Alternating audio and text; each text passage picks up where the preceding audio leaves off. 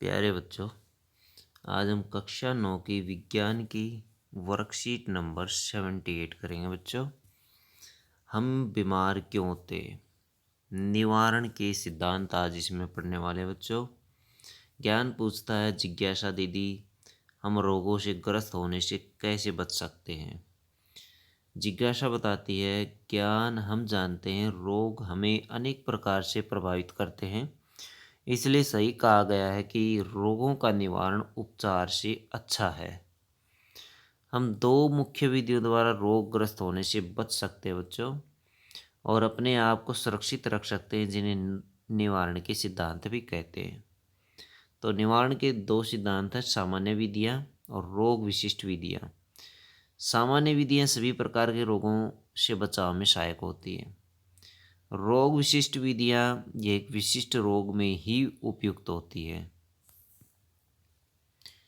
निवारण के सिद्धांत देखिए बच्चों, संक्रामक रोगों के निवारण के सामान्य सिद्धांत और संक्रामक रोगों के निवारण के विशिष्ट उपाय अथवा टीकाकरण। संक्रामक रोगों के निवारण के सामान्य सिद्धांत देखेंगे। देखिए बच्चों, वायु संक्रमण से बचाव, रोगाणुओं के संपर्क में आने से बचना, जैसे वायु जनित सूक्ष्म जीवों से बचने के लिए भीड़ भाड़ वाले इलाकों में जाने से बचना और सामाजिक दूरी अपनाना। जल जनित सूक्ष्म जीवों से बचने के लिए साफ पेयजल उपलब्ध कराकर रोग वाहकों द्वारा फैलाए सूक्ष्म जीवों से बचने के लिए हम साफ वातावरण उपलब्ध करा सकते हैं, जिससे मच्छरों की पैदावार बंद हो जाए, तथा रैबिज जंतुओं से दूरी रखना। अतः संक्रामक या संचारित रोगों के निवारण के लिए जन स्वच्छता आवश्यक है। बच्चों, अपने शरीर शरीर के प्रतिरक्षा तंत्र को शक्तिशाली बनाकर भी हम रोगों से बच सकते हैं।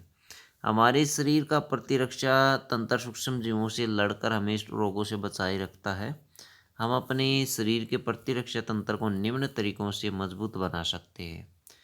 पूर्ण एवं संतुलित आहार लेकर, जंक फूड छोड़कर, नियमित व्यायाम से, व्यक्तिगत स्वच्छता और पूर्ण निद्रा से, शराब, तंबाकू, धूम्रपान और ड्रग्स आदि से बचकर हम ऐसा कर सकते हैं। स्वयं उपचार न करना, स्ट्रेस अथवा तनाव आदि से बचना। प्रतिरक्षा क्या है? शरीर की रोगों से लड़ने की क्षमता या हमारे शरीर के रोगाणुओं के विरुद्ध लड़ने की क्षमता को प्रतिरक्षा कहा जाता है। आइए बच्चों, इस वर्कशीट से संबंधित क्वेश्चन करते हैं। रोगों से निवारण के लिए कौन सी दो विधियां प्रमुख है, संक्षेप में लिखिए। तो बच्चों, इसका आंसर आप लिखेंगे यहाँ से, रोगों से निवारण के सिद्धांत के लिए दो विधियां, सामान्य विधियां और रोग विशिष्ट विधियां। तो ये आप इसमें लिख देंगे। उसके बाद बच्चों, क्वेश्चन नंबर 2, संक्रामक रोगों के निवारण के सामान्य सिद्धांत क्या है। तो निवारण के सामान्य जो सिद्धांत हैं, संक्रामक रोगों के निवारण के सामान्य सिद्धांत, आप ये वाला आंसर लिखेंगे इसमें। तो ये वाला आंसर आप इसमें लिखेंगे बच्चों। प्रतिरक्षा को परिभाषित कीजिए। तो प्रतिरक्षा को परिभाषित कीजिए, ये वाला आंसर आप लिख देंगे।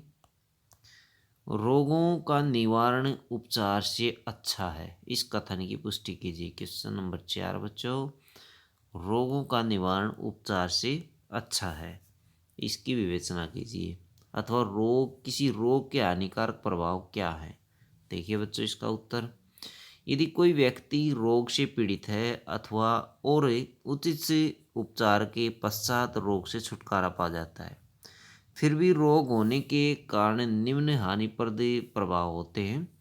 यदि व्यक्ति बीमार हो जाए तो उसकी शारीरिक क्रियाओं को बहुत हानि होती है और वह पूर्णतः सुचारू नहीं हो पाती है। उपचार में लंबा समय लगता है और उसे काफ़ी समय तक बिस्तर पर आराम करना पड़ता है। पीड़ित व्यक्ति यदि संक्रमित है तो संक्रमण अन्य व्यक्तियों तक फैल सकता है। इसलिए कहा गया है कि निवारण रोग के उपचार से बेहतर है बच्चों। तो ये थी बच्चों आपकी वर्कशीट।